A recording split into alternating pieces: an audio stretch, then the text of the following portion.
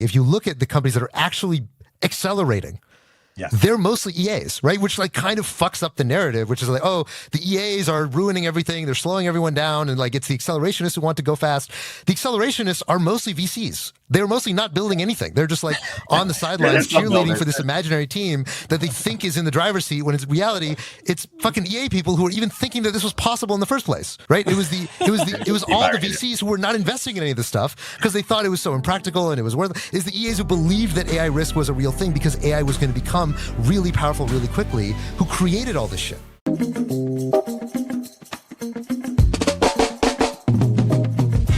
Hey everyone, today on Moment of Zen, we're airing a debate from the Bankless podcast that I participated in. Hope you enjoy. Welcome to Bankless, where today we're exploring the frontier of the tech acceleration versus deceleration debate.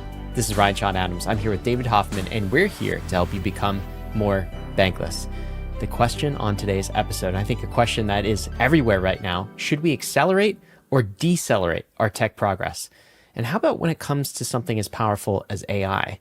This isn't just a debate in tech circles, at least not any longer. This is now a political debate. I think it's poised to define the next decade. We've had leaders from both sides of the debate on the podcast. You might remember our episode with Eliezer Yudkowsky, who argues very much from an AI safety perspective, and Beth Jesus, which is almost the complete opposite of that. So you've already heard what they think. Today's episode is more of a synthesis type episode. This is a debate on these two opposing opinions to help you think through where you might stand on the issue. We have Haseeb Qureshi, who tends towards the EA side of the conversation, which favors more caution, more regulatory intervention around AI. And we have Erik Torenberg. He tends more towards the EAC side of the issue, which is a bit more tech forward, faster progress, and a lighter touch from our regulators. We talk about the history of the debate, the cultures in Silicon Valley. We talk about Sam Altman. We talk about the regulators, the big bad US government, SBF, and what they think is the most sensible position on the acceleration versus deceleration debate. Points today. One of the reasons, Ryan, why I was really motivated to get this episode out here is because I think right now this conversation is relevant to both crypto and AI, is about like accelerationism and are we pushing the gas? Do we want to push the gas further? It's now just relevant to these two industries.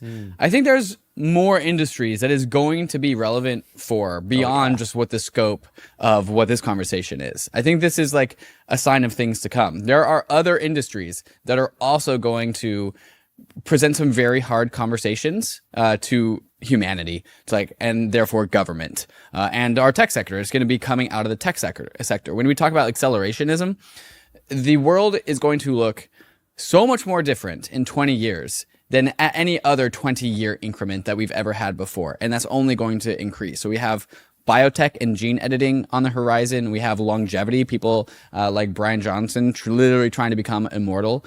And I think AI and crypto are like banded together as kind of these accelerationist movements. But the thing is, I think these are the first of many industries to show up on the accelerationist side. And this conversation about this like caution versus gas, do we press on the gas pedal or do we hit the brakes? That is going to be it's going to define society more and more and more, I think, as we move forward into the future. So that's the kind of the frame of thought that I hope listeners go into in this conversation. I completely agree. This is the political debate of the decade, but it's also probably the political debate of the entire next century.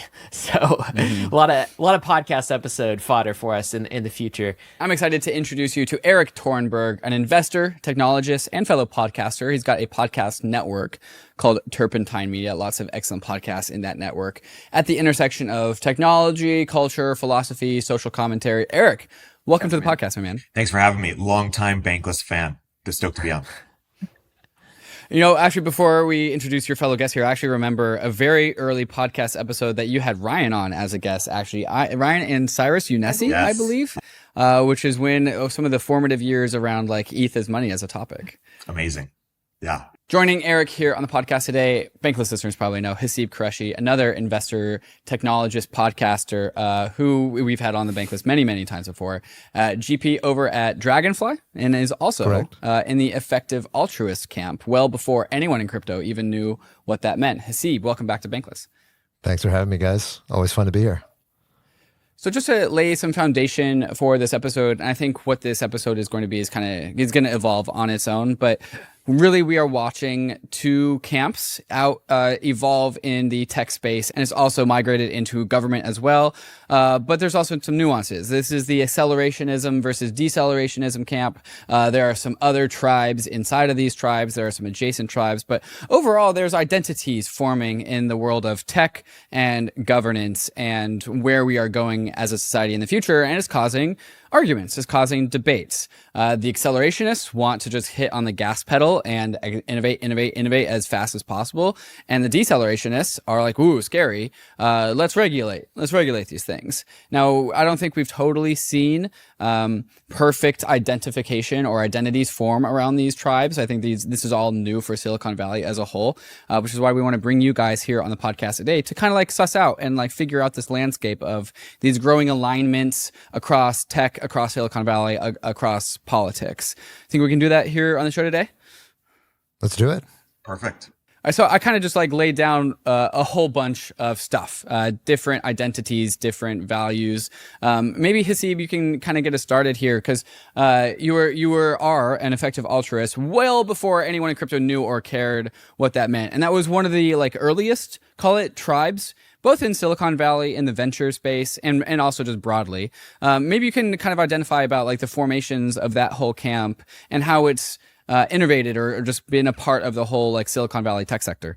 Sure. So I think effective altruism, for most people, it came into the popular imagination with SBF, which now it's kind of a irrevocable taint on the movement and on the kind of the ideas behind EA. But EA came originally in around like 2011, 2012, mostly around Oxford and Cambridge, from a small number of philosophers who were very interested in this idea of trying to apply a more rigorous form of ethics and morality to philanthropy. It originally started with philanthropy and it broadened into a number of other ideas. So it starts with folks like Peter Singer, and a small number of who's the guy who was affiliated with SBF? There's Will McCaskill. Will McCaskill. That's right. Will McCaskill, Toby Ord, a few guys who all basically came up around that time who started writing about a lot of these ideas in public. And the origination of the EA movement is very close to the rationalist movement, which was also founded by Eliezer Yudkowsky, who also has a lot of ties to AI doomerism. And so EA, though, is a little bit different from rationalism. Rationalism is the cohort that really came out of Silicon Valley, whereas actually EA mostly came outside of the tech sector, mostly came from universities. So now EA, the core ideas behind effective altruism very simply are that most people, when they think about doing charity or doing good for the world, they kind of turn their brains off. They're basically guided by their emotions. They kind of donate based on mood affiliations or what makes people look good or what sounds good. And they don't think as rigorously as they do when they are, for example, doing science or technology or politics or, I don't know, maybe not politics, but when they're building businesses, for example, right? So when you're building a business, you A/B test. You look for statistical significance. You're like very careful in making sure, does this thing actually improve my product? Does this thing actually get the thing that I want?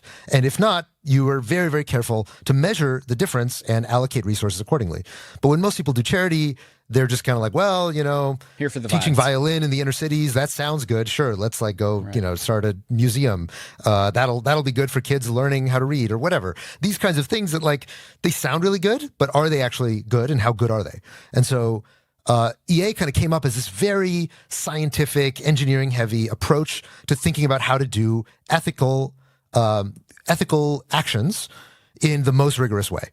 And there's a whole framework around it. I don't think we need to go into the details, but one of the things that came out of EA, which is now very, very relevant in the world of Silicon Valley, is for a long time, EAs have argued about what is the most important cause area that actually can move the most impact in the world over a short amount of time with a small amount of resources. And, many people talk about global poverty, animal welfare, but one of the most popular cause areas for a very long time, like almost 10 years now, has been AI risk. The idea being that as people develop more and more powerful AIs might be so powerful that they could end up disrupting society or even causing, mass human extinction. And this was before ChatGPT. This is before any of the modern, kind of acceleration in AI advancement that we've seen over the last 10 years. And so people have been working on this. A lot of small groups like Miri and Chai and these very weird kind of, people in the back room doing stuff that was very disconnected from Silicon Valley. Only now, with the rise of large language models and the sense that everybody has of like, oh shit, this is actually happening and this is real, has the discourse around AI risk started to really intersect with society, with tech, with economics, with politics. All these things suddenly matter now. That's kind of been happening in a back room for about 10 years. That part of EA, so I was aligned with these ideas basically like 10 years ago, before any of this stuff was really on a global stage, of thinking, hey, you read these arguments. There's a very famous book by Nick Bostrom called Superintelligence, where he sketches out a lot of the in-principle arguments of how rapid AI advancement might cause some degree of existential risk. And you read the arguments, you're like, yeah, this kind of makes sense. It's not a slam dunk. It's like obviously correct. It's not that clearly this will happen, but there's at least a risk that it will happen. And nobody seems to be thinking about that risk besides these, small cohort of weirdos in the East Bay or in Oxford. And so people thought at that time, oh yeah, you should donate some money to these people because this seems like a very underexplored risk that right now society is ignoring.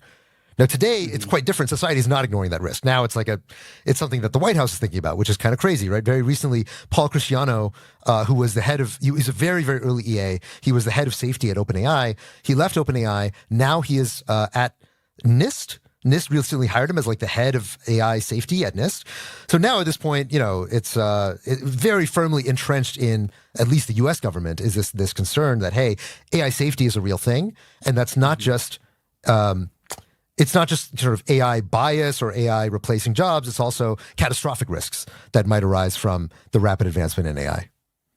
Yeah, I think probably listeners are generally familiar with GiveWell, which is this charitable organization that does a lot of research for understanding if you give this one charity $1, how effective will that $1 actually go into like improving people's lives?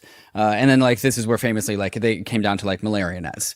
If you actually want to like put your $1 and save the most number of human lives, you would just buy malaria nets for like kids in Africa to prevent them from getting malaria.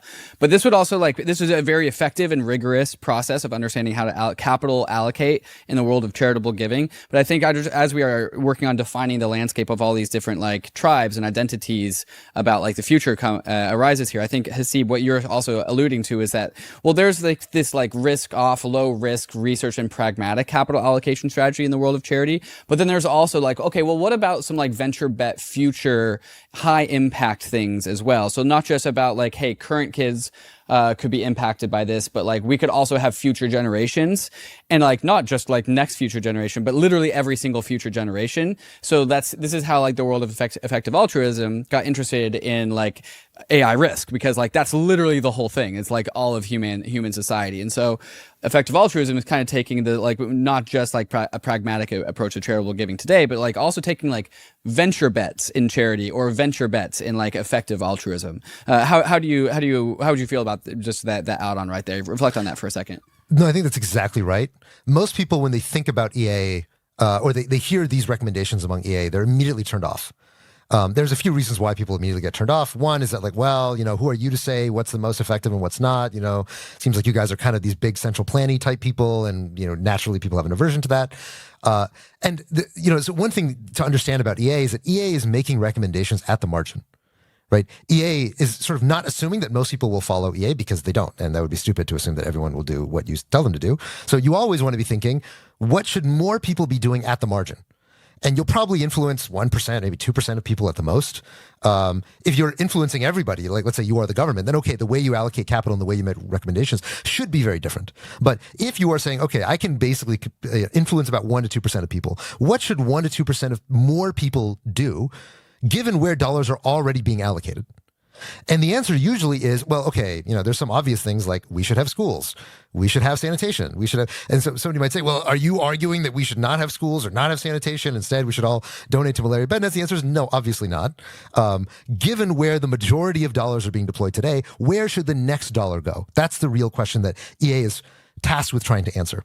So given that backdrop, now you might ask the question of like, well, if you donate to an anti-malaria bed net, okay, I guess that makes sense. You save somebody's life from dying of malaria. That's a very cheap way to save somebody's life. But donating to AI risk, maybe AI is not a risk, right? Maybe there's only a 10% chance that AI is a risk, in which case you'd be wasting that money.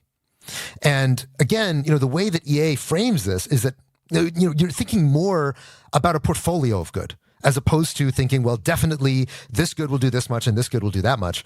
Most people, when they're thinking about, okay, I want to do one thing, I want to eat lunch.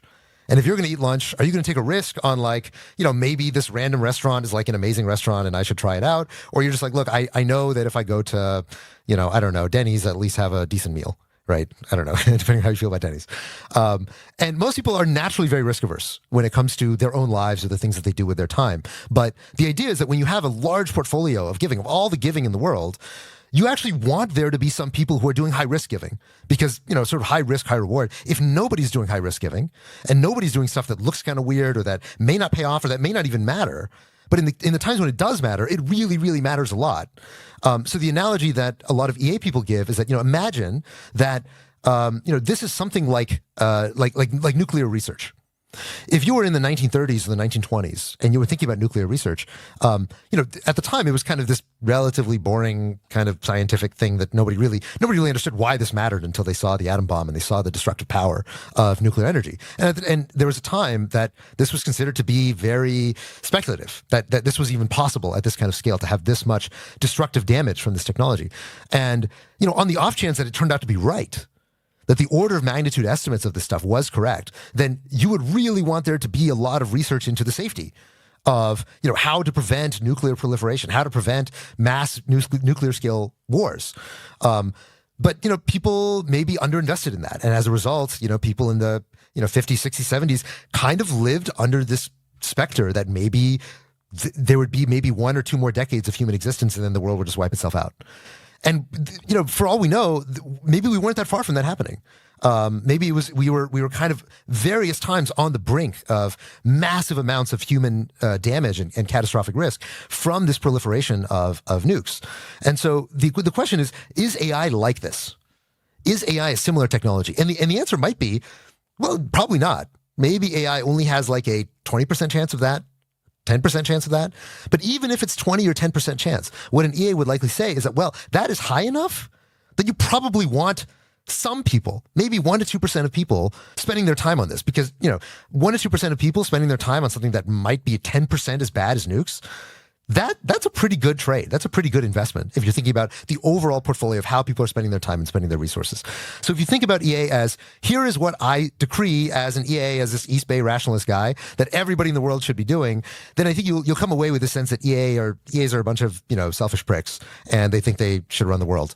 But if you come away with the sense that, EAs are advocating about, at the margin, how to alter the portfolio of all the different things that human beings are working on to ameliorate risk and increase the likelihood of human flourishing, then you might say, okay, that sounds like a reasonable investment strategy.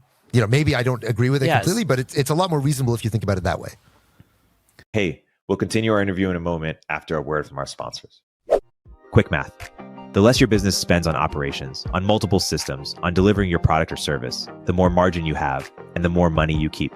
But with higher expenses on materials, employees, distribution, and borrowing, everything costs more. So to reduce costs and headaches, smart businesses are graduating to Netsuite by Oracle.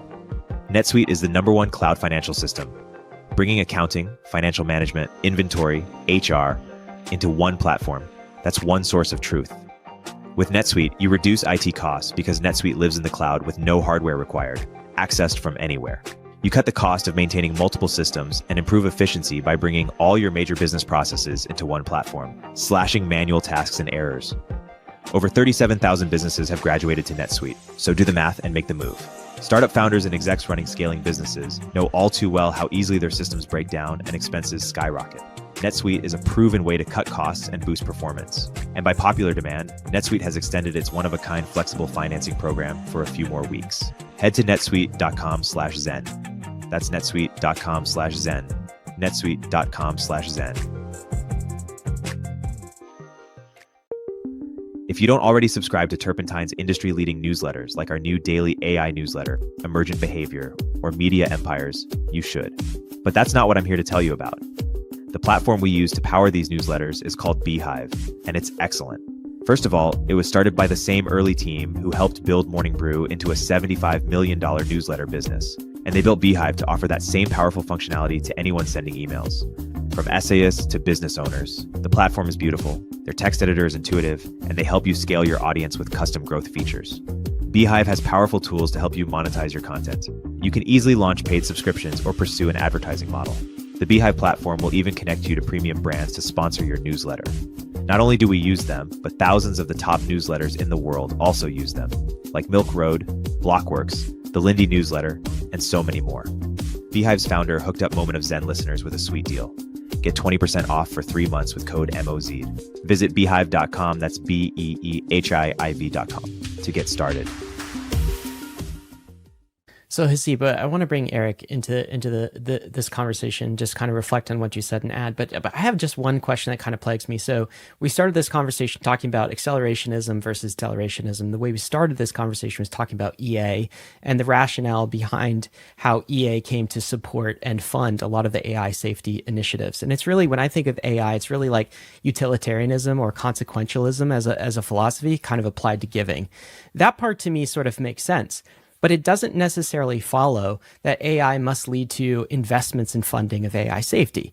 Because if you are in the EA community and you believe in this sort of giving, you could just as well make the case that in order to benefit the most amount of, like the greatest number of future humans, say trillions of humans, we want to actually invest in AI technology because we believe AI technology will build a utopia and cure diseases, cure illnesses, solve the problem of death and like old age and all of these things. And so you could easily make the case in the EA community under that philosophy that, no, we shouldn't be funding necessarily anything that would slow down AI. We should actually be funding startups. We should be funding OpenAI. We should be funding like all the tech that goes into AI. But it seems like the community just forked mainly in one direction, such that EA has become somewhat associated with AI safety. I think, by the way, recently, maybe some of the founders of EA, Will McCaskill and others, have kind of walked back from that and be like, hey, that's not, EA is not necessarily AI safety. They're not one and the same. There's kind of some differences. Anyway, I just throw that idea out there. And Erik, what are your reflections on this conversation so far?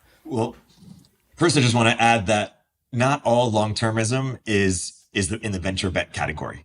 Right. It's also things like pandemic prevention or reducing nuclear proliferation, things that already exist, already happen. And they were talking about pandemic prevention before COVID. Right. So they're really onto some things. The leap that long-termism can be broadly explained by this idea that EA is about a kind of arbitrage. Right. Dave, you described how if $1 can make a better difference, bigger difference to people in Africa than it can to people in San Francisco, well, maybe we should put our dollar to people in Africa. And EA says, okay, because a person in Africa's life is worth as much as a person in San Francisco's life, what about a person that doesn't exist yet? What about a future person? That person's life is also worth as much as a current person's life. And guess what? There's going to be trillions of future people, way more than exist today. And thus we should really care about the future. And there's a lot of people who got on board with that. There's a lot of people who didn't get on board with that. And this was a schism in the EA community. Some people are like, hey, I'm all about effective charity, but this long-termism stuff, that's a bit too out there with me, for me. And there's some people who go all the way. And that now when we go, even among the people who go all the way, there's another schism that Ryan just outlined. Some people say, hey, it really depends on what you think about the future of AI. So, some people say that the idea that you just said, Ryan, which is if you're concerned about helping the most future people, you want to accelerate AI. And these are people who are effective accelerationists. This is why there is an additional schism. It's people who are not on board with the AI safety agenda. And one thing that's worth noting, EA and EAC are having the strongest conflict. But what did Henry Kissinger say? Something like the tyranny of small differences. Like AI safety people and EAC people agree on 99% of things in many cases. They both believe that the people who are worried about misinformation or DEI or AI saying racist things, they're not focused. They're not at the adult table of the important conversation. Those people are misguided. They're not disagreeing with that. And in many ways, AI safety people and EA people are tech accelerationists. They agree that nuclear regulation has been really bad. They want to accelerate things like self-driving cars, or longevity, or other things that EAC people get on board with. The one place in which they disagree is this field of AI. They say AI this time it's different. We're not just introducing a new technology.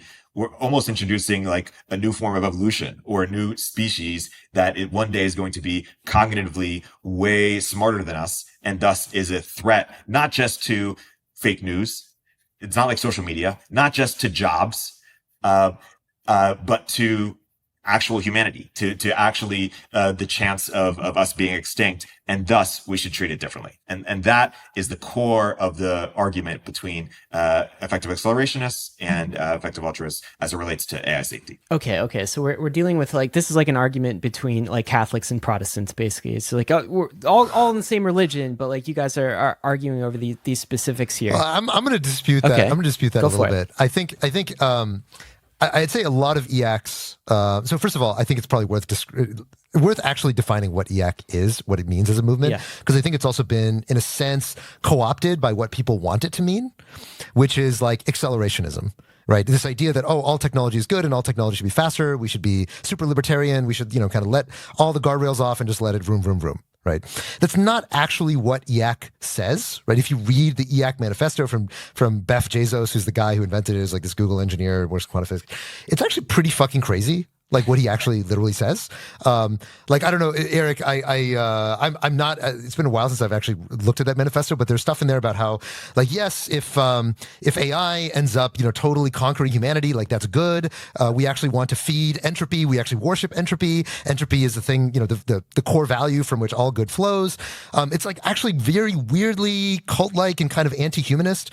I think most people haven't actually read it, or they just kind of take it as a vibe. And they're like, well, the vibe that I want it to be is like, basically Mark Andreessen. I think that is what I imagine EAC is. But if you actually read the EAC manifesto, it's like it's a bunch of other weird shit that's adjacent to like the Mark Andreessen philosophy, but it's not quite the same thing. So I think it's sort of been typecast into, this is like Silicon Valley, pro-tech libertarian energy, but that's not literally what EAC says. I don't know, Erik, if you would agree or disagree with that. I do agree with it, and I should say that is my my tribe in some sense is people like Mike Solana, people like Balaji, people like Mark Andreessen, and so that is where I come from, and so I've been very sympathetic to this EAC movement, right? Which to some degree says, hey, over the last decade there have been a lot of anti-tech movements and sentiments and people trying to use arguments to thus regulate tech in ways that have been very bad, from whether it's energy or social media or a wide variety of things. How about crypto? Let's add that to the list. Yes, exactly. And we're not going to let that happen here. And we're finally going to stand up for ourselves, because you saw Zuckerberg and others apologize, and that didn't really get them anywhere. It only conceded their sort of lack of moral credibility, and that they were wrong and blah, blah, blah. And that's all these bad things. And so this EAC is coinciding with a desire for tech to stand up for itself, to say, hey, we are actually good. We are actually going to push back, and we are going to defend ourselves. Now, I think Haseeb brings up a really interesting point, because Mike Solana, Balaji, and Mark Andreessen are not saying that, we're going to be pro-human, post-human in some sense. They're saying that technology is going to make human life way better for decades to come. And I think what Beff was doing, and, in some ways, EAC is critiqued as being about vibes.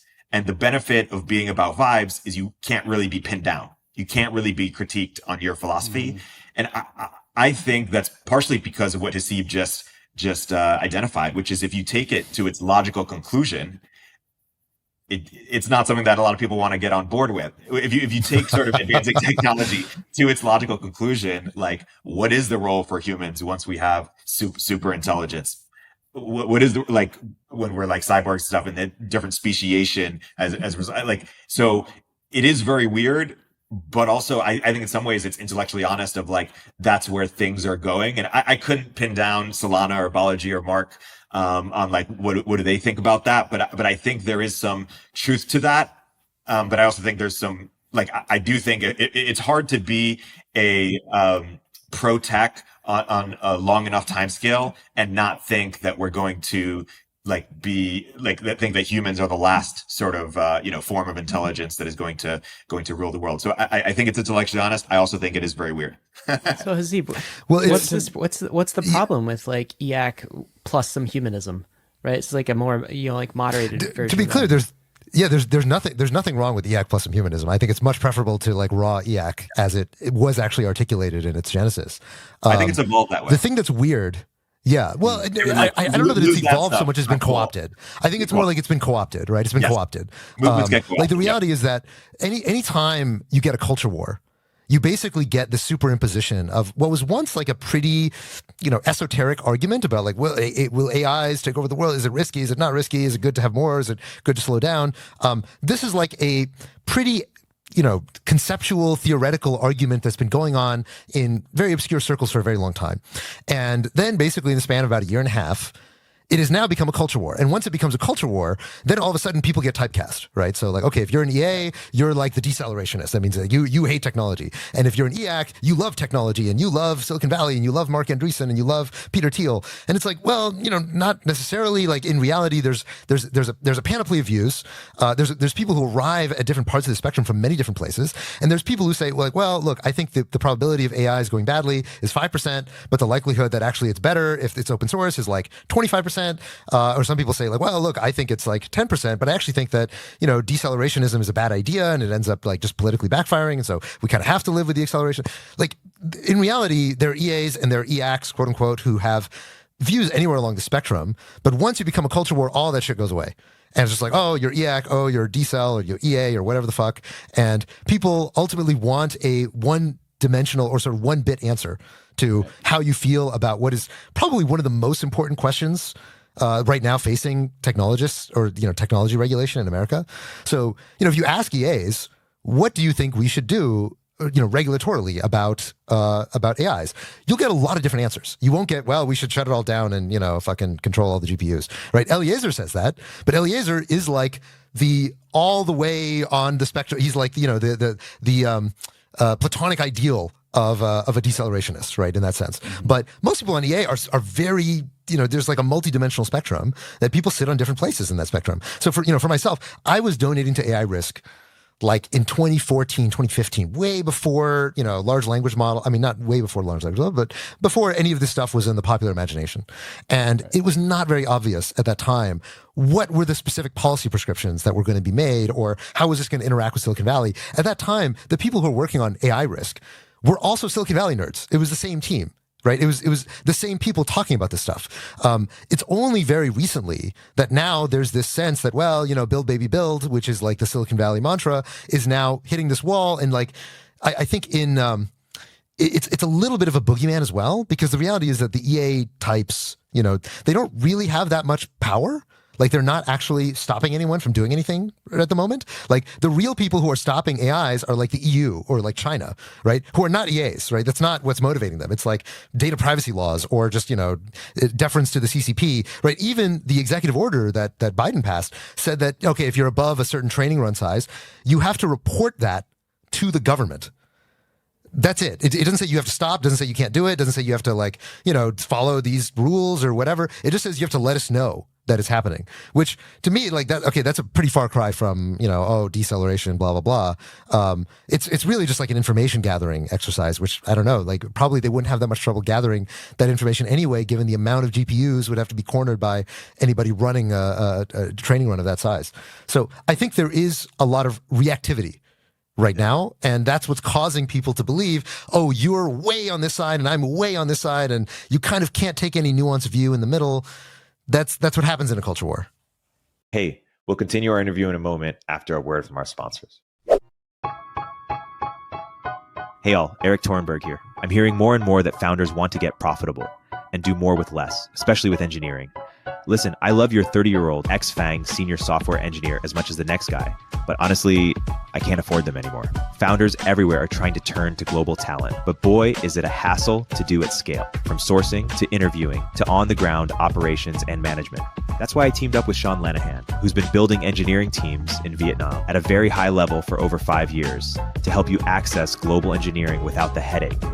Squad, Sean's new company, takes care of sourcing, legal compliance, and local HR for global talent so you don't have to. With teams across Asia and South America, we can cover you no matter which time zone you operate in. Their engineers follow your process and use your tools.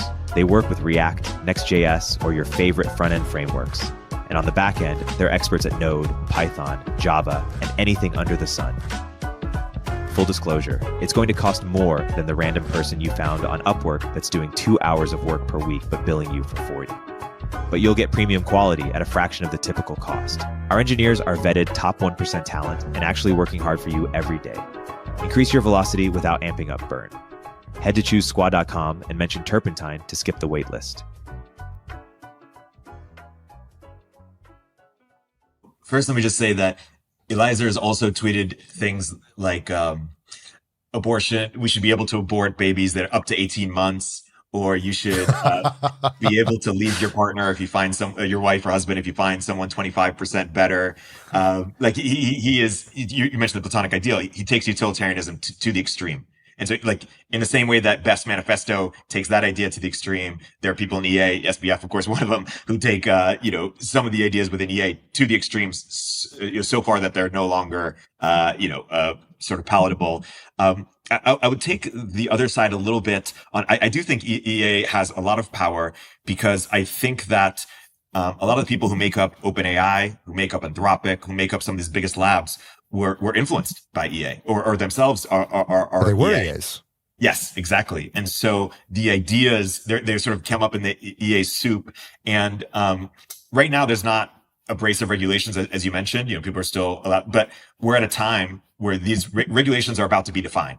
The regulatory era of AI over the next year, et cetera. And the people who have, they're inviting people into the conversation who have EA influence, EA ideas. And so I do think the AI safety community will have an impact into the regulatory.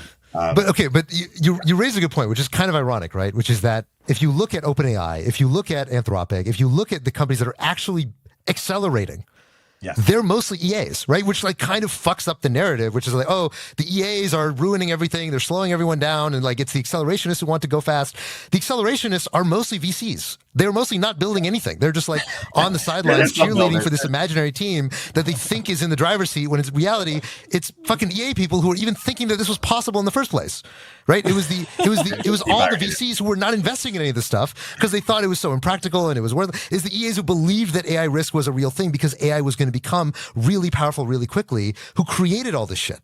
So that's why I think, like, again, this culture war typecasting that has happened is just ahistorical. It just doesn't make sense given who's actually the players involved. Most of the people who are regulating AI, like, yes, we just talked about Paul Cristiano, who is now, somewhat influential, presumably at NIST, which is, again, a relatively minor kind of scientific organization.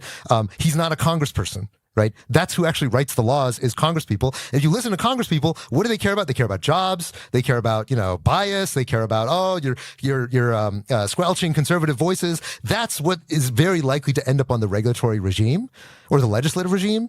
I'd love if Paul Cristiano got, something in edgewise into that conversation, and maybe he will. But so far, it doesn't seem like that's predominantly what we're hearing from the people who actually make the laws. If there's one thing that we're familiar with in the crypto space, it's tribes and certain like cultural leaders in respective tribes becoming the hardliners for that tribe, right? They really they teach the tribe who vibe associate with the cultural leader how to be a hardliner, and then like the people that listen to like the high priest of this particular alignment camp absorb some, not all of the message, right? They're like, oh yeah, most of this stuff feels good to me, right? We see this in literally every single crypto tribe that has ever been birthed, and we all have like at least one respective hardliner, and that's what like kind of more or less creates the tribe. And then also you smash the particle of social media into that, and like everything just gets juiced. Especially this last cycle, as like Bitcoin ETFs have gotten approved and like BlackRock is starting to tokenize securities on Ethereum. I've very quickly realized that like the realm of crypto Twitter is actually a significant minority of like what actually matters in the space. And like if you're in crypto Twitter, you think crypto Twitter is massive. You think it's a really big deal because you are in it, and maybe it actually is. But like, I remember hearing this like line from Sam Harris when he was critiquing Elon Musk's takeover of Twitter. Is like Sam Harris was saying like Elon Musk has like disconnected from reality because he's on Twitter all of the time. He thinks the universe is Twitter, and this is where these tribes fight, right? This is where the hardliners, chant their chant, and post out their tweets, like get their tribe on board, and then everyone else thinks that this is the universe. And so I guess like zooming out, Erik, like you talk to all the technologists of Silicon Valley. Like, can you like help us understand the scope of this? Like, is this like a broad encompassing blanket that is over all of Silicon Valley and like government and like everyone is focused on this conversation? Or is this like kind of like a side quest from like the VCs and the builders, and like it's actually not really defining the game, the landscape that much? Like how far are we on these like continuums? I think the answer is both. Similarly, people say Twitter is not the real world. Most people in the world are not on Twitter. That said, the people who are influential in the world, who influence other people's views, whether it's journalists or politicians or people on TV or anyone who's got a mouthpiece to the rest of the world, are on Twitter. Not only are they on Twitter, they get their ideas from Twitter. They battle it out in the marketplace of ideas or the culture war. And so I disagree with Sam Harris. I do think Twitter is the source where a lot of ideas come from, and a lot of the ideas get litigated on Twitter. And similarly, most of Silicon Valley is just doing their jobs, not on Twitter, not focused on this. But where do things get litigated? Often on Twitter, right? Like, as he was just saying, how EA has not had a big impact yet. We alluded to this off camera, but there's a world where Sam Altman did get fired, and there was an EA coup, and maybe that was overblown, but there seemed to be some EA concerns from the board, and maybe OpenAI would have taken a much more deceleration stance, right? There was this movement to pause AI, about a year ago, that it didn't seem like people followed, but maybe they would have. Go for it.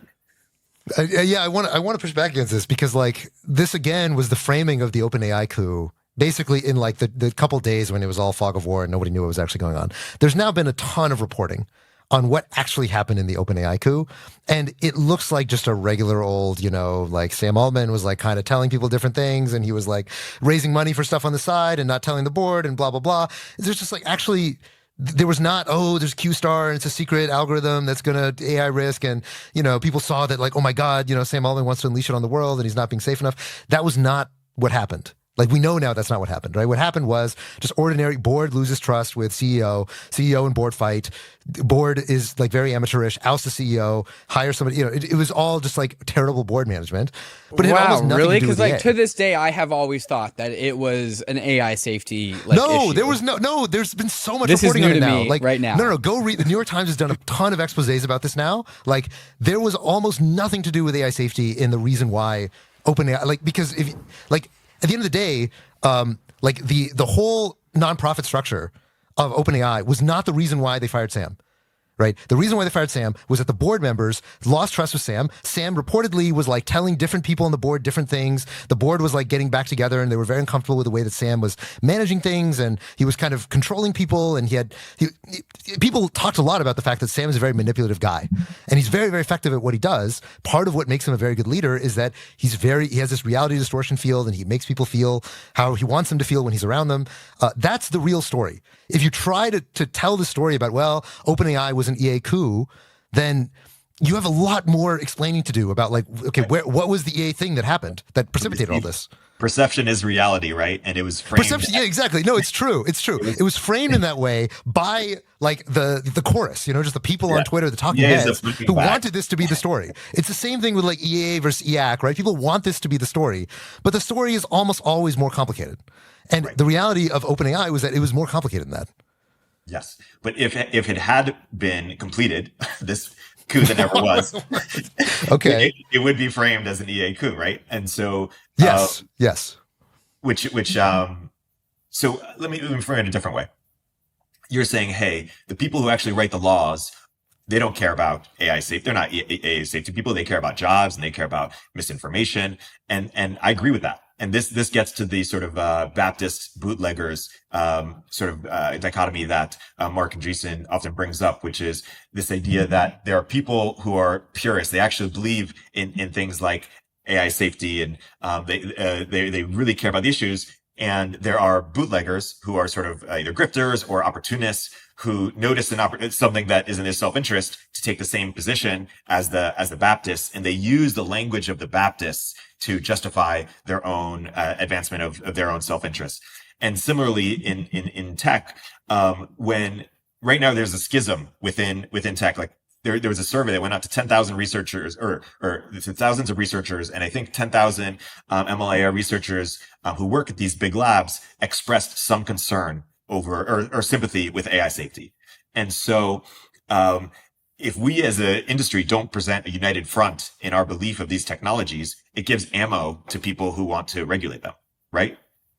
And in the same way that within crypto, if you have half the community talking about sort of why crypto is bad, and regulators see that, they might say, oh, even crypto people think it's bad, or Web3 people think it's bad, thus we need to regulate it. So there's a concern in the same way that with social media people apologized all the time and expressed their concerns, and it gave more ammo for regulation. They have the concern that the same thing will happen here. The counter to that, which I think is a good counter, is no, it's not about giving them ammo. It's about self-regulating. If we as an industry can self-regulate ourselves, maybe that will prevent other people from coming in, because we can prevent some of the damages. And crypto talking about this a lot too, of getting rid of scams early so that it doesn't give the whole industry a bad name.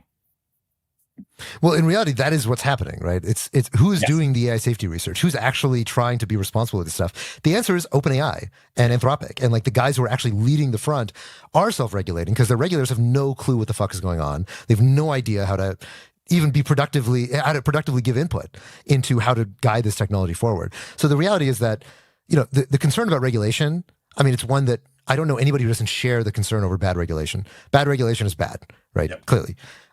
But it's also obviously true, even among the effective accelerationists, that AI is really powerful. Yep. And AI is going to massively change the playing field around who controls what. And right now, they're kind of toys, like, okay, yeah, you can spam people, or you can, spearfish much more efficiently using these tools, or they can tell you how to build a bomb, which, like, okay, if you can't figure out how to Google how to build a bomb, like, good luck using a large language model to get there. But like there's a lot more that's coming, and it's pretty obvious to everybody there's a lot more that's coming. And so I think, whether you agree about whether you think the right way to do this is self-regulation or government regulation depends on your confidence in the right laws or right frameworks to arise. And Silicon Valley obviously has, a lot of scar tissue in believing that, governments fuck it up. Governments are terrible.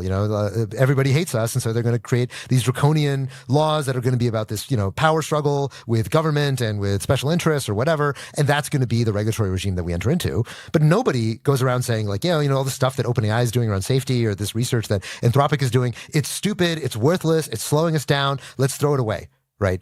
If effective acceleration has said that, then I would say, okay, it sounds like you guys are very consistent in believing that AI is an unalloyed good.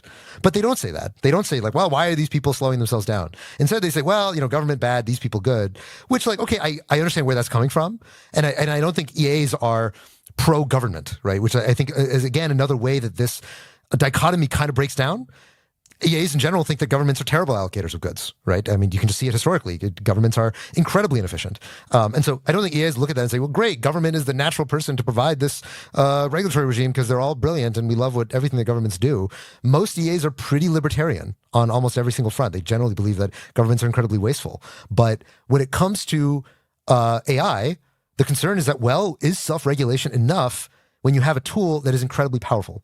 Right. So if you have self-regulation around, nuclear weapons, how well is that going to do in an environment where nuclear weapons are extremely powerful, extremely damaging? Well, in practice, we've kind of learned through experience the only way to really control nuclear weapons is with the monopoly on violence.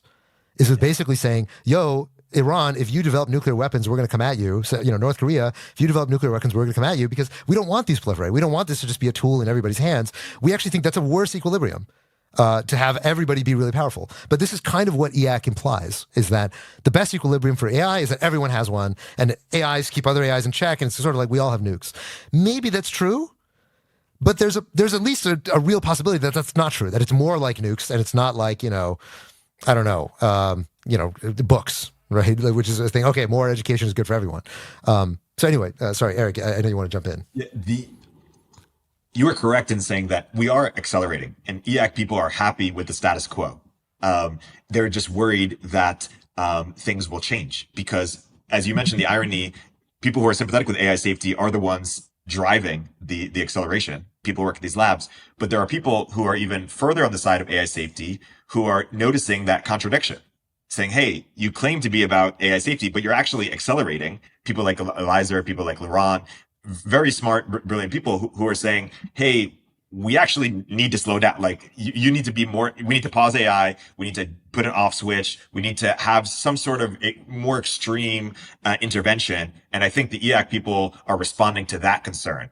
Not that the status quo is a problem, but that a very significant change could be a problem. So that's what they're worried. Mantle, formerly known as BitDAO, is the first DAO-led Web3 ecosystem, all built on top of Mantle's first core product, the Mantle Network, a brand new high-performance Ethereum Layer 2 built using the OP stack, but uses EigenLayer's data availability solution instead of the expensive Ethereum Layer 1. Not only does this reduce Mantle Network's gas fees by 80%, but it also reduces gas fee volatility, providing a more stable foundation for Mantle's applications. The Mantle Treasury is one of the biggest DAO-owned treasuries, which is seeding an ecosystem of projects from all around the Web3 space for Mantle. Mantle already has sub-communities from around Web3 onboarded, like Game7 for Web3 gaming, and Bybit for TVL and liquidity and on-ramps. So if you want to build on the Mantle network, Mantle is offering a grants program that provides milestone-based funding to promising projects that help expand, secure, and decentralize Mantle. If you want to get started working with the first DAO-led Layer 2 ecosystem, check out Mantle at mantle.xyz and follow them on Twitter at 0xmantle.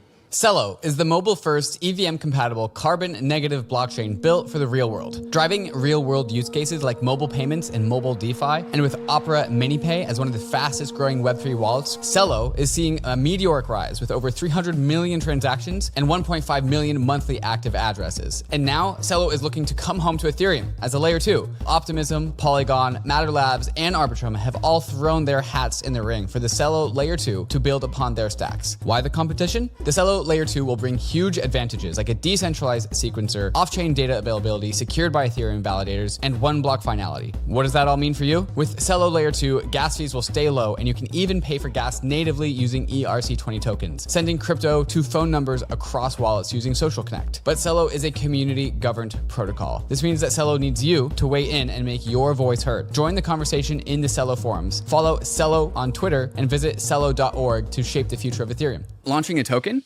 Don't let complex legal and tax issues slow you down. Toku provides specialized support to optimize your launch and ensure that you as a founder and your team and your investors get the most tax-efficient outcomes. The Toku team understands the crypto space inside and out and will ensure your token launch is fully compliant while maximizing tax efficiency. Toku can connect you with the best attorneys if you need them to make sure that you have the best advice, and Toku can help to optimize your taxes so you pay the least possible amount of taxes while still maintaining legal compliance. With Toku's guidance, you can concentrate on building your company while Toku handles the logistics. Token launches don't have to be complicated. Talk to Toku today to get a free initial token valuation. Welcome to Consensus 2024. Consensus is one of the biggest hubs for all things crypto, blockchain, and Web3. This May, Consensus is celebrating 10 years of decentralizing the future. Going to Consensus means being in good company with over 15,000 attendees from over 100 countries. You'll have the opportunity to learn directly from the architects and advocates representing Bitcoin, Ethereum, Solana, along with the teams from popular Layer 2s like Mantle, Arbitrum, Optimism, Base, and others. But Consensus is more than just discussions and presentations. Badge holders get access to witness 10 professional karate combat fights and one unprofessional one between myself and Nick Carter. For the visionaries, PitchFest is your spotlight, presenting a stage for the most promising early-stage Web3 companies. And for the devs, the hackathon offers a unique chance to build your next project or take your existing project to the next level. Immerse yourself in hundreds of side events and hacker houses scattered around Austin. Register for Consensus 2024 today and save 20% with code BANKLESS. Yeah. I think that draws something that we see on both the extremes, and something that Eliezer Yudkowsky and Beth Bezos might also agree is there's another more cynical interpretation of the stuff that the EA people like the Sam Altmans are doing, and the reason they're spending time in DC. And that interpretation is regulatory capture.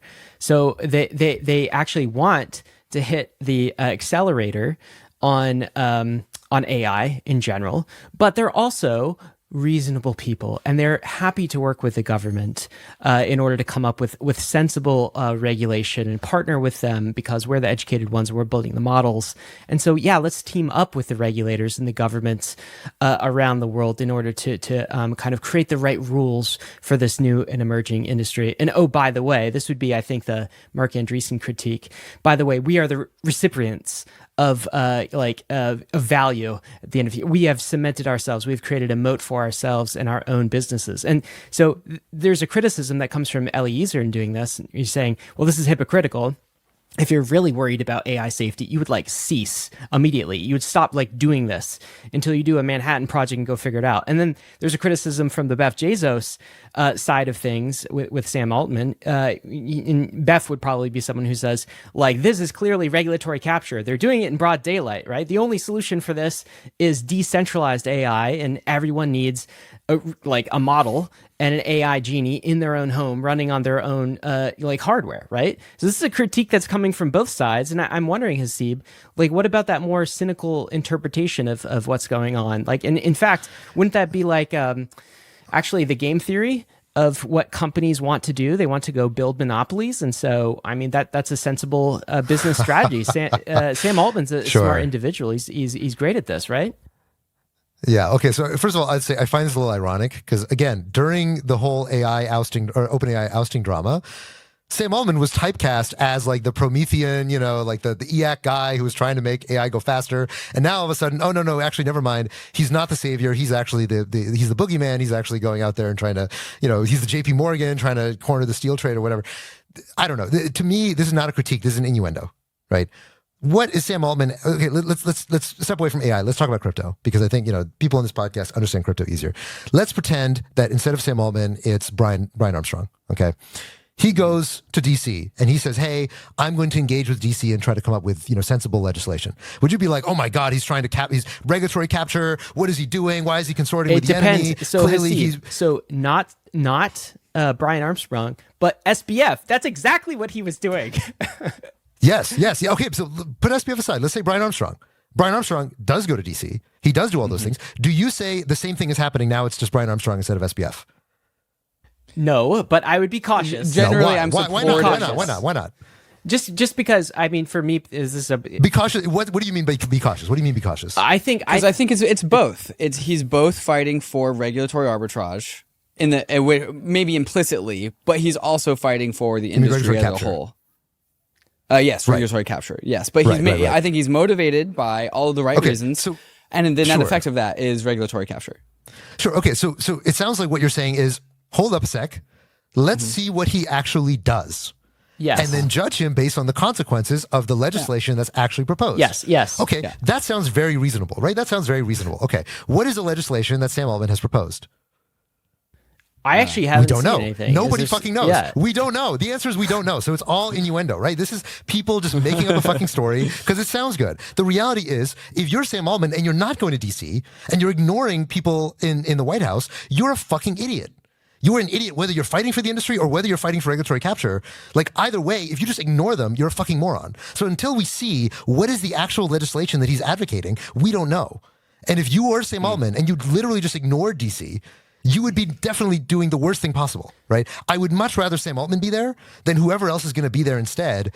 Some guy from, I don't know, fucking Google or something. Well, I would much rather Sam Altman be there. I think this is a fair point. And I want to hear what Erik says on this, but it is a fair point. Actually, it was kind of like a critique that I had of Brian Armstrong and Coinbase of not engaging in DC earlier and sort of letting a vacuum be present so that people like SBF could actually engage. The moment I actually, Bankless in general, so David and I kind of started, our spidey senses started tingling with SBF was when the draft of some proposed legislation that he was responsible for actually came out, and it felt very much like a rug pull, ladder pull up on all DeFi front end interfaces.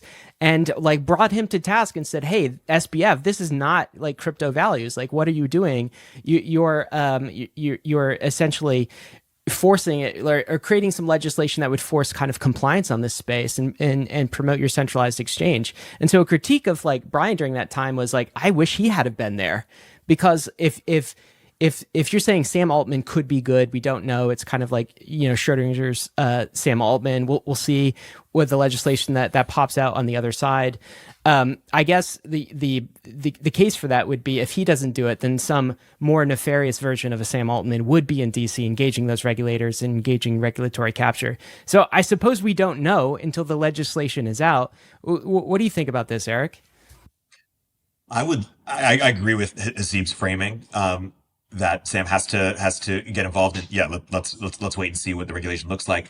I would like to see AI safety people more strongly disown the AI ethics people, because they often get conflated, right?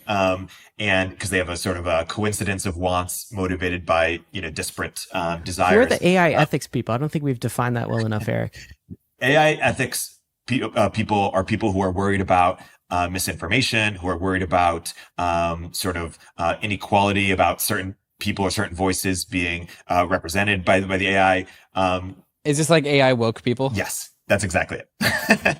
And these are the concerns that, along with jobs and other things, that Congress people or regulators are more sympathetic to, because they don't quite understand the AI safety arguments just yet, or it's a bit too abstract. And by not disowning those sort of reasons, they sort of implicitly accept them or give them more power. And I would like to see that. And this is why we see things like Google Gemini being super woke, or even ChatGPT earlier. And these things matter. And so that's something that I would like to see. One thing I want to return to a little bit earlier is, as he was framing the culture war. And when we have a culture war, things get kind of dumbed down. And people typically associate culture war with bad, right? And when they think of a lack of culture war, they think of, a great marketplace of ideas where people are being very sophisticated and presenting good arguments. And this, to EA's credit, is often what EA is. In many ways, it's very, intelligent conversation, trying to get the truth in some ways. Now, I would also posit that the lack of a culture war is not just this great marketplace of ideas. It's also something like North Korea. It's something where there's a lack of moral or intellectual diversity. It's just like, you just have to have this is defenses some people give. Wait, is this a pro culture war argument? Yes. It's a we should have more culture wars. It's a pro polarization argument. I think and even in EA, I saw this blog post, we can link to it, where someone was saying that EA needs more polarization. And it actually affects their giving. Like EA gave, or, Gibble gave like $200 million to criminal reform or something. And this guy was arguing that actually made the problem worse. And why didn't people come in and measure this? Because they felt it was too controversial to go against it. And this is a critique that some people give of EA, which is as much as they want to claim to be rational, first principles, you would think that would lead to a diversity of perspectives. And in some cases, it does on, issues like long-termism and specific implementation details. But it's worth noting that EA is Democrat, that there are very few Trump supporting EAs. Now, why is that? Is it possible that everyone in EA from their first principles is just like Trump bad, Biden better? That seems very unlikely. It seems that EA is also prone to tribal thinking in ways that other communities are. And that's not a knock on EA, but it's the reason why culture war in this case might be good. I'll also posit that EAC is a way for Silicon Valley to implicitly be right wing, implicitly be conservative. And you notice that EAC is not only talking about issues like, advancing AI or technology, but also wading into other culture. It's much more masculine. It's much more alpha. It's much, it's concerned with birth rates, right? And so I think it's good for there to be in Silicon Valley more polarization and more diversity as it relates to intellectual issues, it relates to politics, because for so long we've had a lack of that, and that's prevented really important conversations on things like criminal justice, for example, or things where there are taboos. And EA and rationality is supposed to get rid of taboos, and in some ways it hasn't done that. So I'm curious how you would react to the characterization of EA as Democrat affiliated or left wing and not having enough sort of intellectual or moral diversity. I think you raise good points. And I should probably reiterate that, I've been affiliated with the EA philosophy for, almost 10 years now. I wrote a post fairly recently kind of critiquing EA's, I think I titled the post, The Unreasonable Ineffectiveness of Effective Altruists. And I think what I've found over time, coming into the crypto space, I kind of thought that there would be, when I first got into EA was like, all these kids who were really, really smart and, made a lot of money, and they seemed to be extremely smart and fastidious and hardworking. And I thought, wow, these people are going to be super successful. I'm a nobody. I hope I can be successful too someday. And then, I found my way into crypto and started building stuff. And I knew some EAs who'd gotten into crypto. One of those EAs was this kid named Sam, who I first met at EA Global, which is like this big EA conference in San Francisco in 2015. He was still working at Jane Street at that time. And I met him in a hallway and we chatted for like 5 minutes just about blah, blah, blah, EA, whatever. And, whatever. I didn't think much of it. He was just, guy, pasty guy, curly hair, shorts. Little did I know. I'd come across him again much later when we were both doing very different things in the crypto industry. Neither of us were in crypto at that time. And so I kind of assumed that there would be a lot of people who were really successful in crypto who were EAs. And what I would later discover many years after being a VC was that was super not true. There was basically only one other person who was a real EA, or like a kind of central EA, who was very successful in crypto, and that was Sam. And I didn't know Sam super well. We chatted maybe 3-4 times over the years that we'd interacted with each other.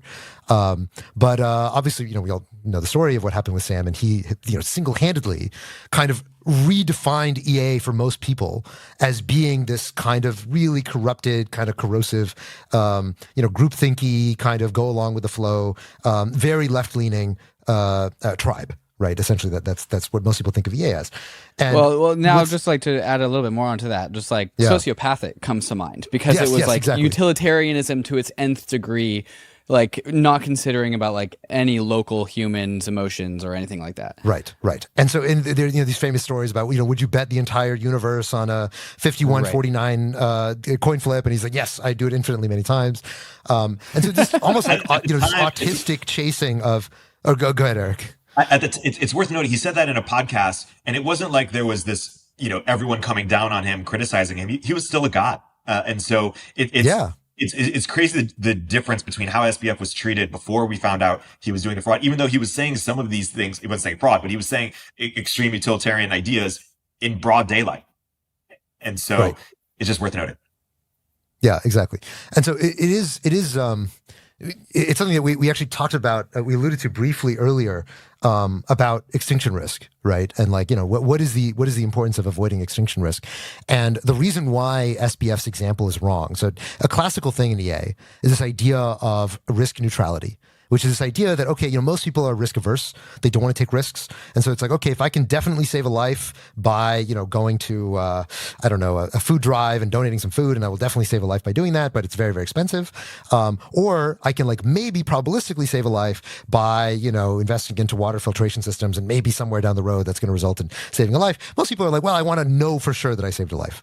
And EA kind of advocates this risk neutrality, which is the idea that, look, in expectation, because there's millions of people doing millions and millions of things trying to save lives, all you really care about is on average, how many lives do you save? And in the portfolio of all the things people are doing to save lives, you should just increase the expected value and not worry so much about whether your coin flip turns out heads or tails, right?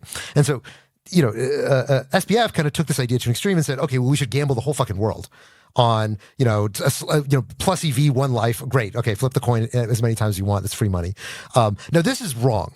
Okay. This is actually just wrong. This is wrong according to this mathematical rule called the Kelly criterion, which basically defines the optimal level of risk taking you should make in order to maximize the growth rate of your bankroll. I used to be a professional poker player before I ever got into tech or crypto or anything. And Kelly criterion is a concept that everybody in poker knows, is that if you want to make the most money, you follow the Kelly criteria. You don't bet your entire bankroll on, oh, okay, I've got 60% to win this hand if we go all in. So great, I'm going to bet my entire bankroll on it because that's the maximal expected value. That's wrong. That is wrong to do that. It is wrong to do that because when you go to zero, right, if there's a real existential risk, even if the risk is low, you can never come back from zero. As long as you still have some bankroll, you can make it all back. But if you go to zero, you cannot make it all back anymore. Your growth rate is now zero forever. And so Kelly criterion tells you should maximize growth rate. as opposed to maximize expected value. And you maximize growth rate by following the Kelly criterion, right? So Sam was wrong in his elocution of that, but people kind of get stuck on this idea that, oh, well, that's what EAs believe. EAs believe that you should bet the universe on every tiny little edge and, every small piece of expected value. So again, it's like this, it seems like the EA worldview just completely diverges from what normal people think of as common sense morality. And I think it's SBF's worldview did. But most EA's worldviews, if you explain them clearly enough, it's like, actually, no, that actually does sound pretty reasonable. Yeah, okay. If you're playing with a technology that might make you go to zero, okay, well, the one rule of gambling is that you never fuck with going to zero, right? You never fuck with going broke. You always leave some money on the side that if you end up losing the hand, even if you're all in aces versus kings, there's a chance you lose when you go all in aces against kings, right? And so, okay, that 10% of the time that you wipe out, you want to make sure you got some money to start grinding it back. And that in some sense, that is the core idea behind, hey, if you're P doom, that's the probability that you think that AIs in some way are an existential risk to humanity. If your P doom is like, 5%, that means to most people, like, oh, okay, well then why worry? Like, obviously this won't happen. And so, what's the chance that a 1 in 20 thing is going to happen? Why are you guys freaking out about this? But if somebody says, like, I don't know what my P doom is, but it's probably something on the order of like 5-10%, which means the modal outcome, nobody ever has to worry about any of this. None of this is going to matter. Most of the time you're going to walk through the world and AIs are just going to be, sex robots and, it's going to help you with your taxes and whatever. But, none of them are really going to try to kill humanity. Right? That most people who are talking about EA believe that. They believe that the modal outcome is that nothing bad will happen, or nothing bad on a catastrophic scale will happen. I should clarify. But they say even if that's true, that 5% of the time you don't risk that. You don't risk that. So even if you think, yes, there are going to be trillions of humans in the future, and the EAC worldview is that, well, all those trillions of humans, I agree there will be trillions of humans in the future, and we should care about their well-being just as much as we care about present humans. And so therefore, if we wait even a moment longer to let AIs arrive into the world, we are doing a massive amount of harm to all those humans. So the shape of the argument is kind of similar, right? But the Kelly criterion, if you take it seriously, what it implies is that, hey, waiting, another couple of years to get to the same place we're eventually going to get to, but with much more, with basically minimizing the chance that your bankroll goes to zero, is worth it if you're just thinking about Kelly criterion. And also with the role of human incentives, I think the gap between the Kelly criterion and what value, like maximizing EV, ended up being like SBF's like Bahamian penthouse and all of his political donations and everything else. The one thing I want to speculate with you guys is, why is EA this convenient punching bag? And it's a punching bag on contradictory statements, right? Like the AI ethics people for years have been calling EA like transhumanist, or saying, hey, you're way too tech oriented. And of course the EA people called them doomers. Like, EA has a branding problem. It's been having a branding problem, and it was a punching bag after SBF. It was a punching bag for OpenAI. It's basically something that everybody else can rally around of why they dislike it, right? And it continues to have this trouble. And I would posit it's because EA has beta energy.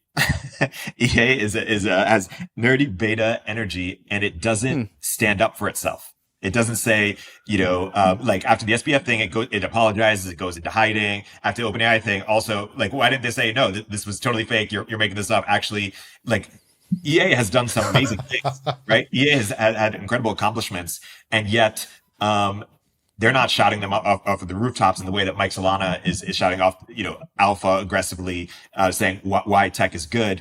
And this is where I posit when I, somewhat joking about culture war good, but I think EA and EAC need each other. Like, I want an ecosystem where EAC and EA are duking it out, because I think we need both. I think we need a movement that is explicitly, unadulterated, pro-tech, alpha energy, willing to fight back against people who are trying to unfairly critique it or get our CEOs fired or put in dumb regulations. But I also want another movement that keeps that movement in check and says, hey, AI safety is actually this really important thing. We should really look into it. We should self-regulate and have that fight internally as opposed to externally. And we've seen when EA gets too powerful, it becomes this massive punching bag. At the same time, EAC, when it gets too powerful, it becomes really cringe, right? Like EAC is at its best when it's duking it out with EA. When it's trying to be this overarching thing, it can't really, EAC is like an underdog movement. They're both like underdog movements that should be in productive tension with each other for us to figure out. And maybe the status quo is actually like pretty good. Like we have labs who are accelerating, and yet they're also working on alignment research. They're also trying to keep each other in check. And if we could just keep this productive tension, or what I'm calling productive tension, maybe we can get to a better solution here, as opposed to the worst of these extremes. You talked about the manifesto and how extreme that is. And we talked about some of the more extreme players in the AI safety and how bad that is. So that's something I would posit, why EA gets beaten up so much and why it needs EAC support to help defend the parts of it that they agree with, which is 98% in my belief. And then also why the tension is helpful. I agree with you that EA is a punching bag. It's weird to me in a way. So, I was in EA before EA got really on the global stage, right? Most people didn't know what an EA was when I was first in EA. And then really kind of in large part due to SBF, EA suddenly became very high status. Right, during SBF's reign, EA, like it was almost crazy the amount of positive coverage that EA was getting, despite the fact that EA is like objectively really weird and very unapproachable for most people, right? So it kind of got lumped into this just like general asceticism and like sagely, saintly energy that SBF was trying to portray himself as being. The like in a way, it was two things I'd say. One is that that made me very uncomfortable, this idea that like, wow, EA is like so good and everything about you is good and everything that is EA is good. And now EA is actually really cringe, right? It's like not cool. You go to Silicon Valley party and you tell someone you're an EA and they're like, oh, okay, well, interesting. And like it's definitely not something that people continue to self-affiliate with, which is part of the reason why I also like it more now.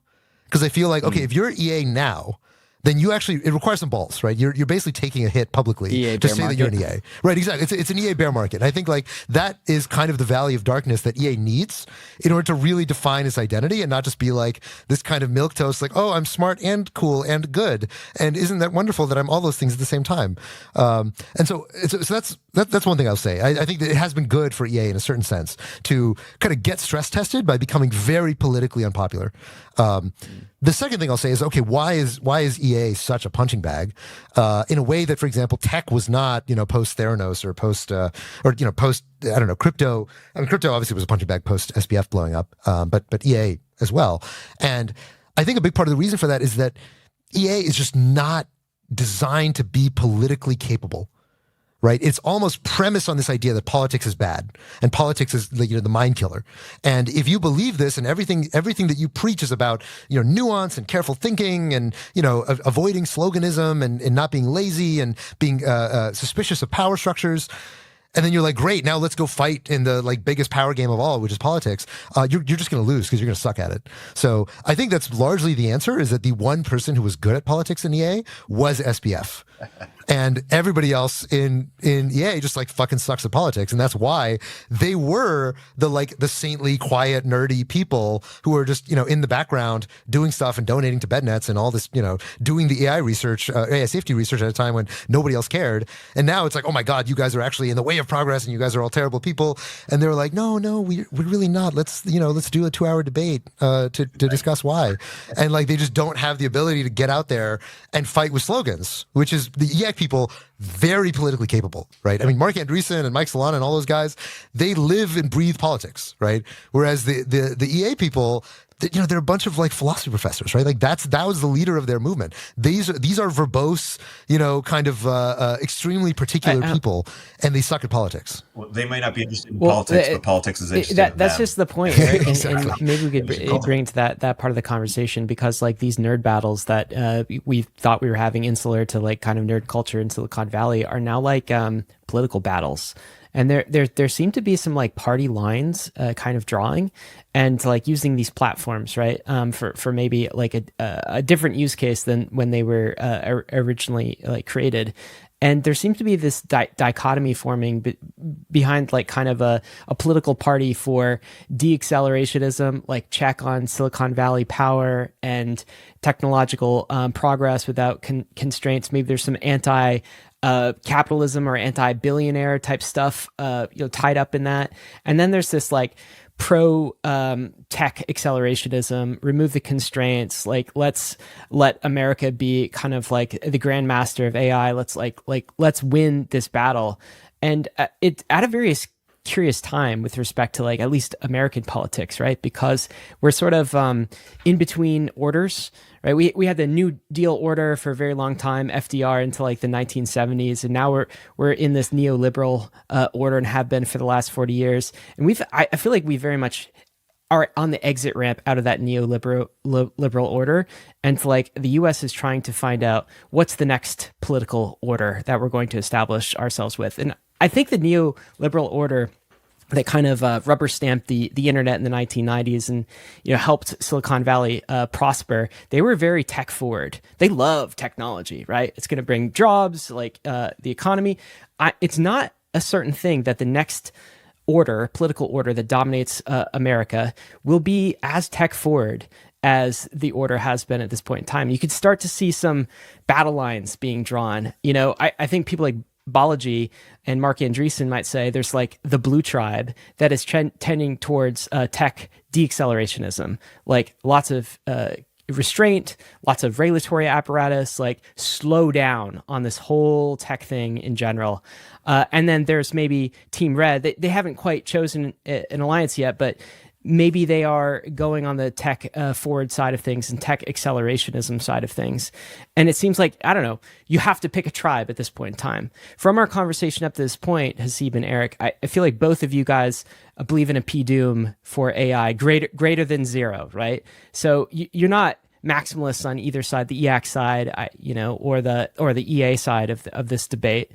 You're probably somewhere in the middle, but it's hard to really pick a side politically, right? When it seems like if you choose the deaccelerationism side, then you're consigned to like shitty regulation, and they're going to like shut things down and cement some of the leaders. Or if you go on kind of the other side, well, then maybe you don't have the constraints that you actually need for the space, and you're not properly regulating kind of like the danger of this. Anyway, how do you think about the politics of this whole conversation that has exploded beyond like nerd culture and is now like Biden has executive orders about this stuff, all right? And it's just starting. Like AI is the thing that the nation, that the world is talking about at this point. So Haseeb, what's your take on this? So what I resist the most strongly is the politicization of this question. Right? Because this is one of the most important questions of our time, which also means that it's really fucking important to get it right. And the one way you will guarantee that you don't get it right is by making it into politics, right? Like if you think about masks, like, how we dealt with the pandemic was probably one of the most important questions this decade. And we fucking failed because we turned it into politics.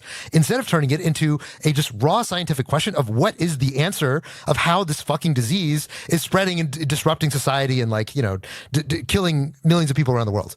And so if you let that happen to AI, I think you've already lost the game, right? If you concede this idea that, well, there's this tribe over here and this tribe over there, and you pick one side and then, the end. Like, no, that's fucking retarded. Okay, that's just absolutely wrong. That's not the way you should be thinking about this. The way you should be thinking about this is that these are really hard questions.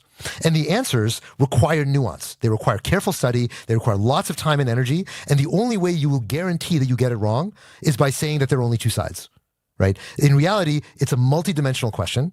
Like, and the idea that, okay, well, there's the D cells and there's the X cells and like, the blue tribe likes this, the red tribe likes that, and blah, blah, blah. It's like, no, that's not true. Okay. One thing that we know about politics from people who actually go and study this stuff as opposed to reading media, which will give you a very distorted view of what people actually think, is that most people are not diehard leftists or diehard rightists. Most people are somewhere in between. They have a mishmash of ideas. They don't fit neatly into either of these categories.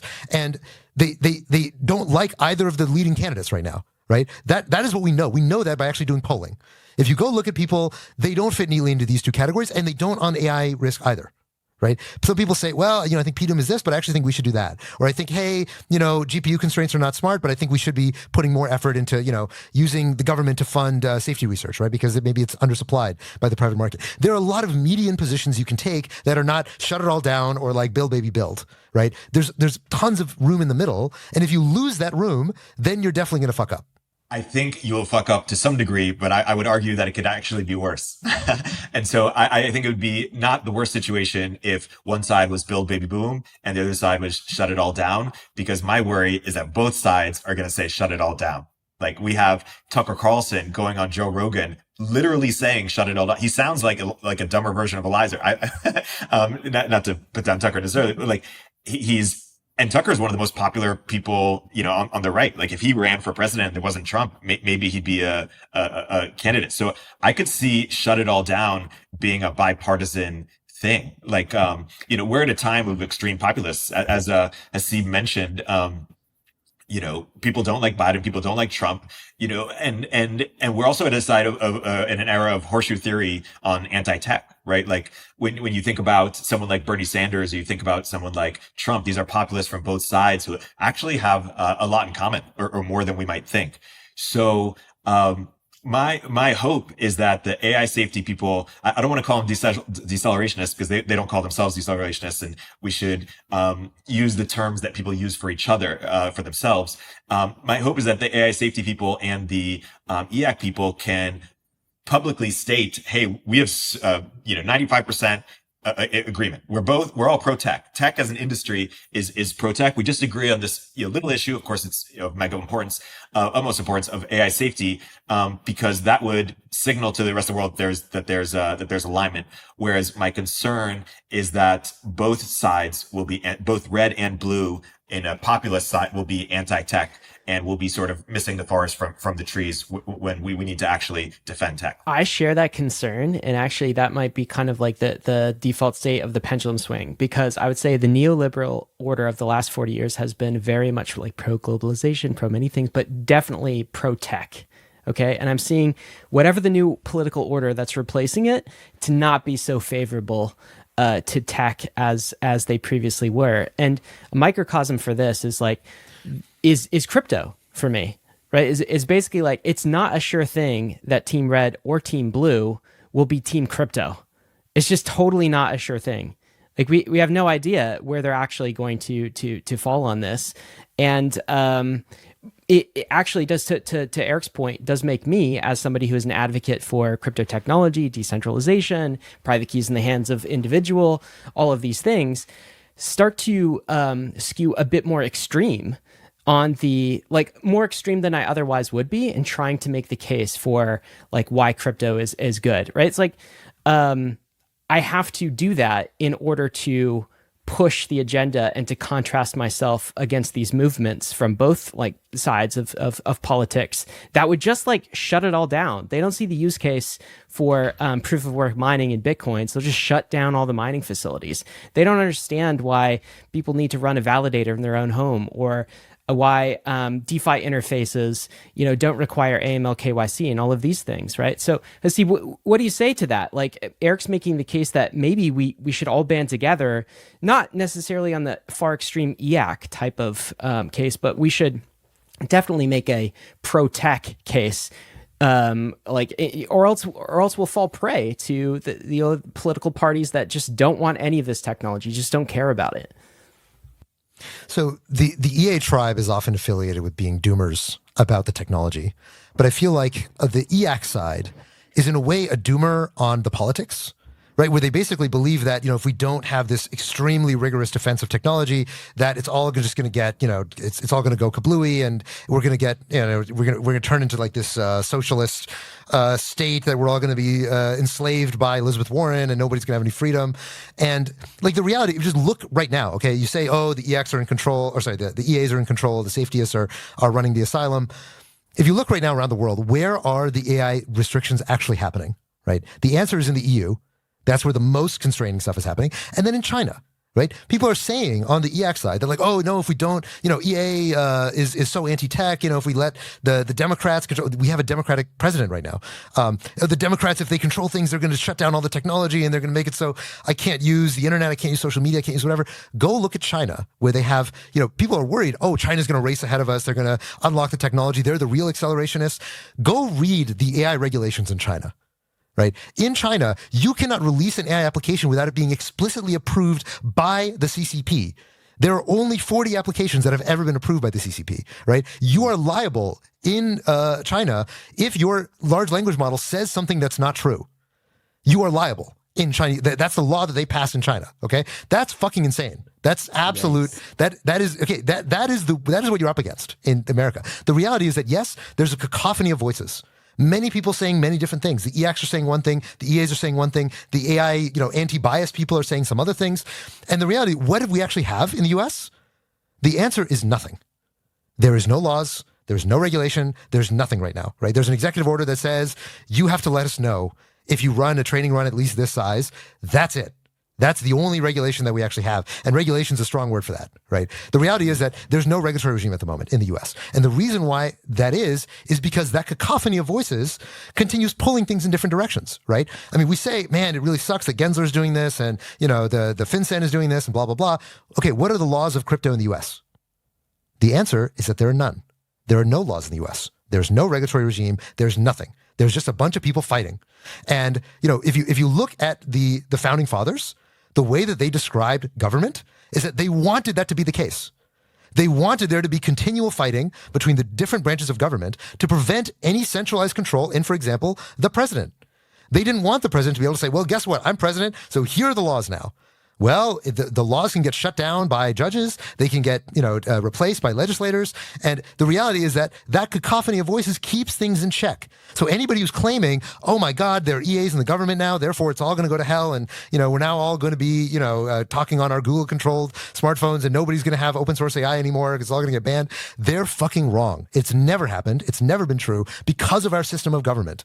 So that's why there's a political doomerism that I also object to, which I feel like is part of what motivates the energy in demonizing the EA type. So I think what they have to say is a very good point that deserves to be heard. But do I want EAs running the government? No. I want the government to be the way it is, which is a contest of different forces. Right? So there are people who are economically minded who have a good point. That's not being pro-culture war. It's being pro-democracy. Yes, I'm just teasing. But you're pro this productive tension, and it plays out. Yes. I'm very pro productive tension. 100%. Mm-hmm. I actually really like this productive tension framing. Kind of like as we get to the close of this conversation here, I kind of want to zoom out because I actually see the same acceleration. I know Deceleration isn't actually a tribe here, but it's like a kind of a talking point. This like accelerationist versus decelerationist debate, but it's also not just like Silicon Valley. It's not just AI. It's not just crypto.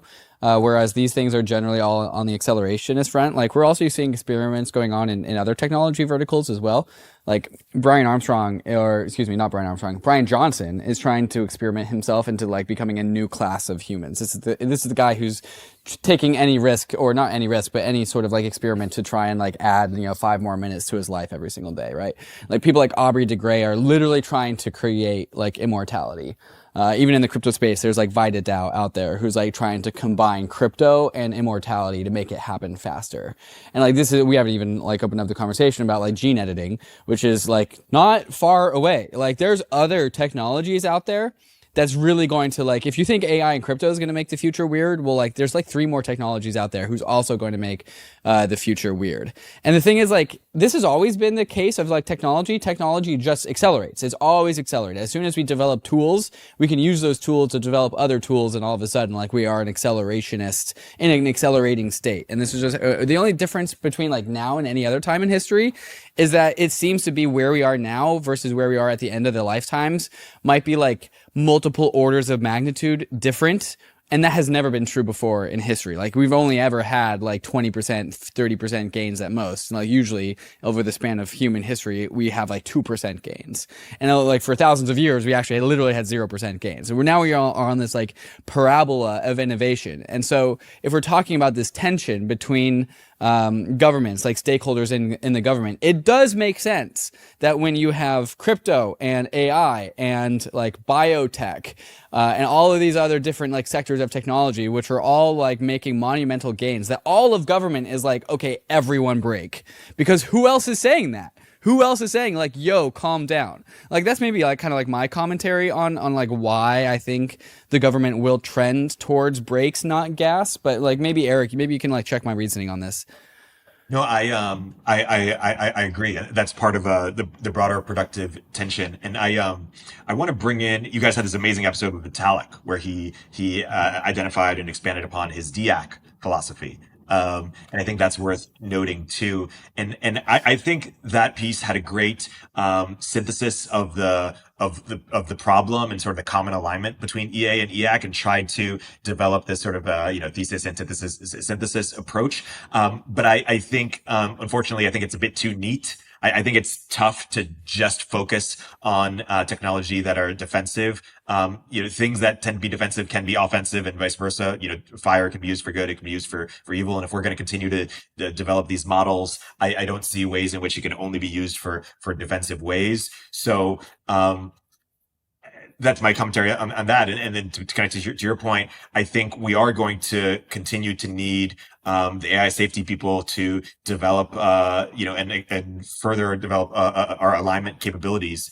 And we're going to need people who are pushing the brakes. It's my goal in this conversation to rehab or improve EA's reputation, AI safety's reputation, but to also keep it in its box. As Haseeb said, we don't want them running the government.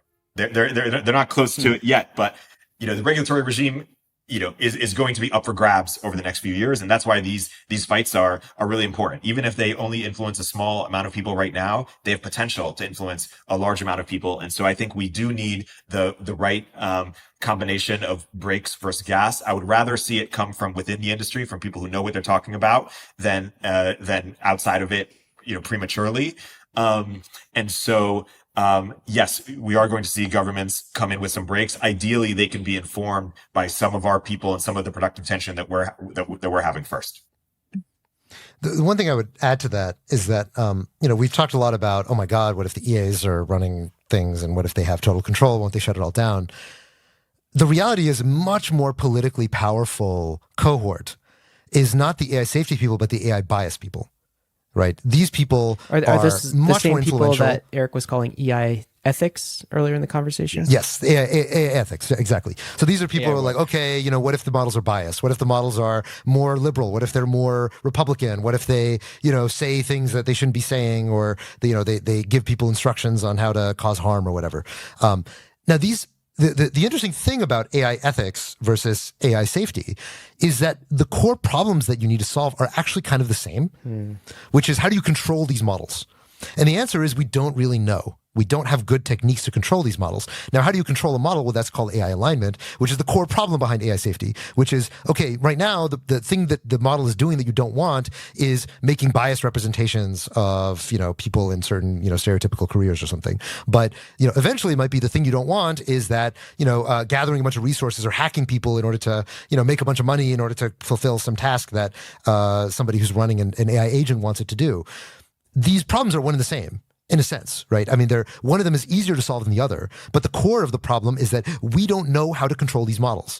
They are very difficult to control. They're very unintuitive. They're kind of like these space aliens that we've conjured up, right? People often say that large language models were discovered, not invented, in the sense that, we just sort of threw more and more compute, and then it's kind of like, when something moves faster and faster, it turns from a liquid into a gas. In the same way, when you throw more and more compute at something, at a certain point, it becomes a large language model. And you're just like, whoa, what the fuck? What is it? This thing can now talk to me and do my math homework. That's really weird. And that phase transition is still very poorly understood. And I think there's going to be a lot of political fights about it. But if both the EACs and the EAs don't get their shit together, the AI ethics people are going to win, because they have they're much more persuasive.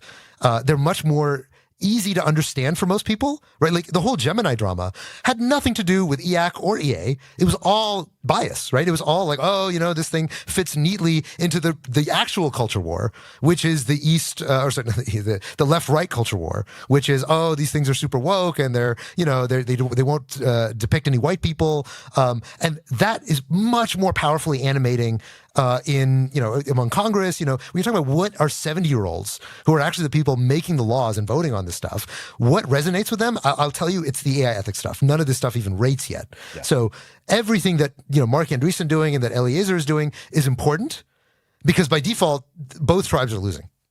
And maybe this is a great place to end this idea. There's a saying, I'm against my brothers, but me and my brother are against my cousin. And right now, EAC is against EA, but EA and EAC need to team up against AI ethics or AI bias, because we can all agree that those people are wrong. Well, hold on. Last thing that I want to say, I want to make some room for the AI bias people, because obviously it's true that Gemini was like a horrible model. And obviously it's true that, the AI models can do pedestrian bad things too. And you want to control that, because way before AIs are going to become super intelligent or become so powerful they take over the world, they're going to do pedestrian harms. And you kind of want both, right? You want to also solve the pedestrian harms, and that's a real problem. You also want to solve the existential harms. That's a potential real problem too. It's a much bigger problem. And you also want to solve AI overregulation. That's also a big problem, right? All three of these are problems that a good regulatory regime should find a way to solve. And so, that is my very lame and narrow attempt at synthesis of these three positions. But I don't think you have to say, well, these two are illegitimate and this one is legitimate.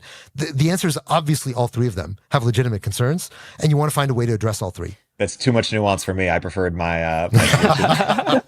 Well, let's close this conversation out. And I want to ask you just one final ending question, which is just maybe summarize the conversation for each of you. So, when faced with the question, which you surely will, Bankless Listener and then Haseeb and Erik, are you team Excel or team Decel? Are you team EAC or are you team EA? Pick a side. What's the most sensible posture to that kind of framing of the question, to pick a side? Haseeb. So, I won't surprise anyone to say that I'm on team EA, but I'll frame that as saying I'm on team EA because I think at the margin, the world needs more of that. I think it's got enough people who are, say, pro-tech, no regulation, I want more AI products. And I think there's also enough people who are saying, hey, there's too much bias in these things and they're bad for society. I think there's not enough people saying, hey, these things are really risky and we should invest more into safety. I'm also won't surprise people. I'm team accelerationist. I'm team pro-tech, but I think that we should absorb some parts of EA. I think EA is, beaten down. They, have wounds, and we should pay for their hospital bills and bring them into our tribe and team up against the AI bias or AI ethics. Some who have some legitimate points, I will concede that, but also some points that I also very much disagree with. And I think my call out to accelerationists is to take AI safety seriously. I think they worry that if you concede that that PDOOM is even a concept, or that there are AI safety concerns, that you sort of throw out the baby with the bathwater and you go as extreme as some of the most extreme EA people. But I think we should find a way to have more common ground with AI safety people, acknowledge that there's 95% agreement with most of them, and work on alignment, and then fight the right enemies, which, as Haseeb mentioned, it's the AI ethics people, AI bias people. Regardless of what you think of them, they have a lot more power on a regulatory stage, and that's where the battle is really taking shape. So I'm an accelerationist with some humanism, and I think we should extend an olive branch to our most rational and reasonable AI safety people. There you go. Nothing unites us like a common enemy, and so maybe that common enemy is the EI bias people, the people that are trying to censor all these models. Haseeb, Erik, thank you for this fantastic conversation. I think this will leave Bankless listeners with a lot to think about on this subject. It's been a pleasure. Thanks for having me. Got to leave you guys with this. Of course, I usually say crypto is risky, but we talked mostly about AI. I think AI is risky as well. This is definitely the frontier. It's not for everyone, but we're glad you're with us on the Bankless journey. Thanks a lot.